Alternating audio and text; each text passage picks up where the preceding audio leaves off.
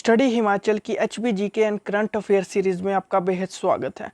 आज हम डिस्कस करने वाले हैं हिमाचल प्रदेश के कुछ जीके के प्रश्न and current affair Himachal Pradesh के रिलेटेड ही होगा। ये सभी बहुत महत्वपूर्ण है। आप जरूर वीडियो देखें और शेयर करें, वीडियो को लाइक करें जैसे आपको पसंद आती है। तो कमेंट में मुझे ज़रूर बताएं कि मैं क्या और लेके आऊँ जिससे आपका एग्ज़ाम क्रैक होने में 100% चांसेस बन जाए।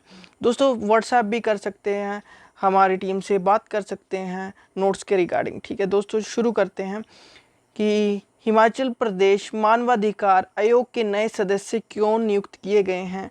Who are the new member of Himachal Pradesh human right commission appointed.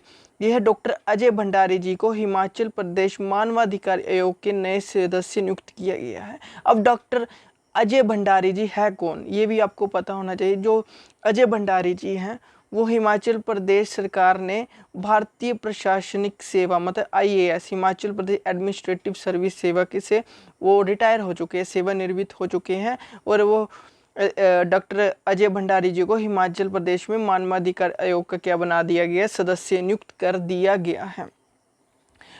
अगला प्रश्न है कि वरिष्ठ नागरिकों के लिए हिमाचल प्रदेश सरकार किस तरह के केंद्र स्थापित करने जा रही है।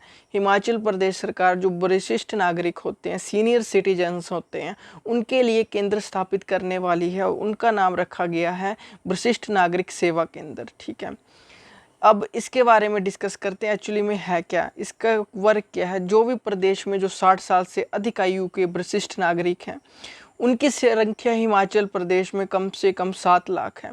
ऐसा जो आंकड़ा आया है हमारे सामने वो उसमें बताया गया है कि 7 लाख हैं। 60 साल से ऊपर वाले जो सीनियर सिटीजन हैं उनके लिए डे केयर सुविधाएं जैसे मनोरंजन के लिए प्रदान की जाएंगी। और भी इसके साथ साथ कई चीज़ें की जाएंगी, जैसे मुफ्त स्वास्थ्य जांच करेंगे, आरोग्य कार्यक्रम आदि की सुविधाएं भी होंगी इसमें ही। इसके संचालन के लिए जो गैर सरकारी संगठनों की भी संभावना को तलाशा जाएगा। ठीक है, जो गैर सरकारी संगठन होंगे उनको भी इस मुहिम में जोड़ा जाएगा। जो भी हिमाचल प्रदेश सरकार ने शुरू की है, कौन सी वरिष्ठ नागरिक सीनियर सिटीजन योजना जो शुरू की है, उसमें गैर सरकारी संगठनों को भी जोड़ने की कोशिश की जा रही है। बहुत सारी चीज़ें मिलेंगी मनोरंजन के लिए, डे केयर, और आपको जो हेल्थ सुविधाएं भी आपको प्रोवाइड की जाएंगी। अगला है कि हिमाचल प्रदेश में किस योजना के तहत मंडी में शिवधाम विकसित किया जाएगा। इसका आंसर है स्वदेश दर्शन के तहत ही मंडी में शिवधाम विकसित किया जाएगा। अगला प्रश्न है कि हिमाचल प्रदेश में कहाँ टेलीमेडिसिन सेवा शुरू की गई है। Where was the telemedicine service started in Himachal Pradesh. वो है पांगी और भरमौर में शुरू की गई है। बहुत महत्वपूर्ण प्रश्न है, आपको याद रखना है कि कहाँ शुरू की गई है। ज़्यादा इसमें डीपली जाने की ज़रूरत भी नहीं है। कहाँ पे शुरू की गई है दोस्तों, जो हिमाचल प्रदेश में टेलीमेडिसिन सेवा है वो पांगी और भरमौर में शुरू की गई है। अगला कि हिमाचल प्रदेश में प्राकृतिक खेती के अंतर्गत कितनी पंचायतें हैं। How many panchayats are there in Himachal Pradesh under natural farming. Natural farming के अंतर्गत कितनी पंचायतें आती हैं, वो है 2934 पंचायतें प्राकृतिक खेती के अंतर्गत आती है। हिमाचल प्रदेश में कुल कितनी पंचायतें हैं, ये भी प्रश्न बनता है। हिमाचल प्रदेश में कुल 3226 पंचायतें हैं। और क्या है, थोड़ा सा इसके बारे में थोड़ा डिस्कस कर लेते हैं कि हिमाचल प्रदेश में जो राज्य के 2000 से अधिक पंचायतों में प्राकृतिक खेती होती है। जो हिमाचल प्रदेश है, राज्य के 2000 से अधिक पंचायतों में क्या हो रही है, प्राकृतिक खेती हो रही है।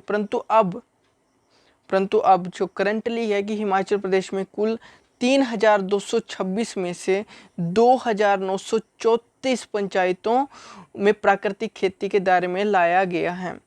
2000 से सीधे 934 पंचायतें अधिक अब दायरे में आ चुकी है जहां पे नेचुरल फार्मिंग की जाएगी। ठीक है, प्राकृतिक खेती करने पर मुहिम जोर दिया जाएगा। केमिकल फर्टिलाइज़र ना यूज़ करके जो नेचुरल फार्मिंग है उस पर ज़्यादा जोर अब दिया जाएगा। बहुत महत्वपूर्ण प्रश्न, आप याद भी रख सकते हैं। हिमाचल प्रदेश विश्वविद्यालय किस स्टडीज़ के लिए एक अलग विभाग की स्थापना की जा रही है? हिमाचल प्रदेश यूनिवर्सिटी की स्थापना कब हुई थी, ये आप मुझे कमेंट सेक्शन में बताएंगे। हिमाचल प्रदेश में एक नया विभाग शुरू होने वाला है, उसका नाम है डिफेंस स्टडी के नाम से, ठीक है। एक नया विभाग शुरू किया जाएगा हिमाचल प्रदेश यूनिवर्सिटी में। हिमाचल प्रदेश यूनिवर्सिटी समर हिल शिमला में है और हिमाचल प्रदेश की राजधानी भी शिमला ही है। अगला है where is Kheer Ganga national park located in Himachal Pradesh. बहुत महत्वपूर्ण प्रश्न है। जो खीर गंगा नेशनल पार्क की बात करो तो वो हिमाचल प्रदेश के कुल्लू जिले में पड़ता है। कहाँ पे पड़ता है? कुल्लू जिले में पड़ता है। अब ये कुल्लू जिले में स्थित है। इसकी स्थापना 2010 में की गई है। कब की गई थी ये? इसकी स्थापना 2010 में की गई थी। ये क्षेत्रफल के हिसाब से 710 वर्ग किलोमीटर तक फैला हुआ है।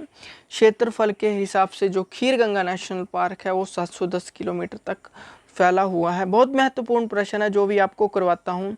एग्ज़ाम पॉइंट ऑफ व्यू से जो भी प्रश्न बनते हैं वही मैं आपके साथ डिस्कस भी करता हूँ।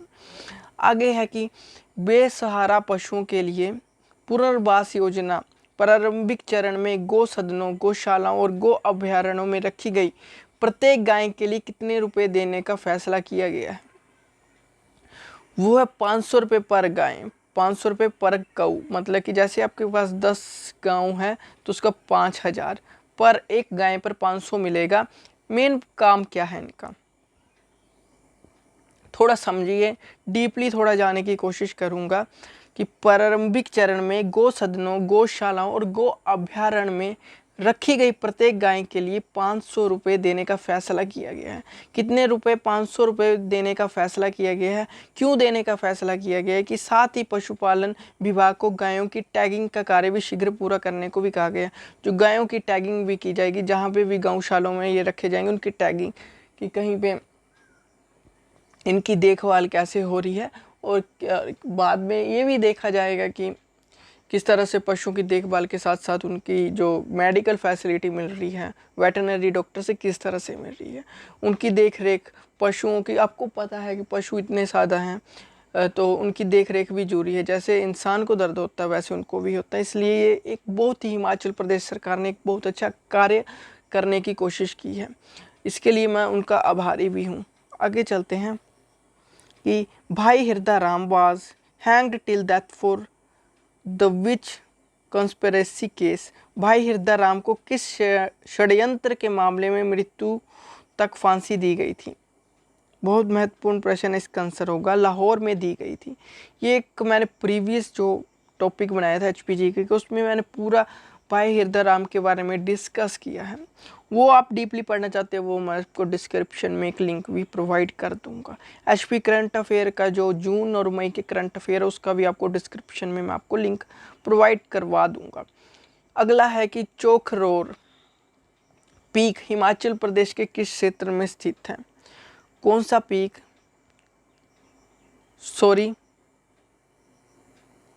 चूरधार पीक, चूरधार है, ठीक है, ये चूरधार पीक है। Churdhar peak is situated in which region of Himachal Pradesh? Churdhar peak Himachal Pradesh के किस क्षेत्र में स्थित है? वो है हिमाचल प्रदेश के शिमला क्षेत्र में स्थित है। महत्वपूर्ण प्रश्न है, एग्जाम पॉइंट ऑफ व्यू से बनते हैं यहाँ से प्रश्न। अगला है, देखिए, दुलची दर्रा हिमाचल प्रदेश के किस क्षेत्र में है? दुलची दर्रा आपको पता होगा। दुलची दर्रा pass in situated in which region of Himachal Pradesh? B Mandi Kullu में स्थित है। मंडी कुल्लू में ये दुलची दर्रा हिमाचल प्रदेश में स्थित है।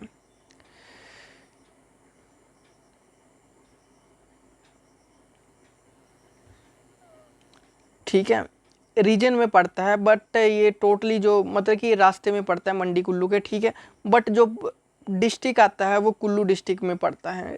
ठीक है, दुलची दर्रा के मैं आपको ये बता रहा हूँ, रीजन बता रहा हूँ, ठीक है, क्षेत्र में जो पड़ता है वो मंडी और कुल्लू के बीच में पड़ता है, पर जो ये लोकेटेड है वो कुल्लू डिस्ट्रिक्ट में ही आता है। ठीक है दोस्तों, कुल्लू डिस्ट्रिक्ट के अंडर ही ये आता है, ये भी याद रखना है। हाथीधार हिमाचल प्रदेश के किन दो जिलों को अलग करता है?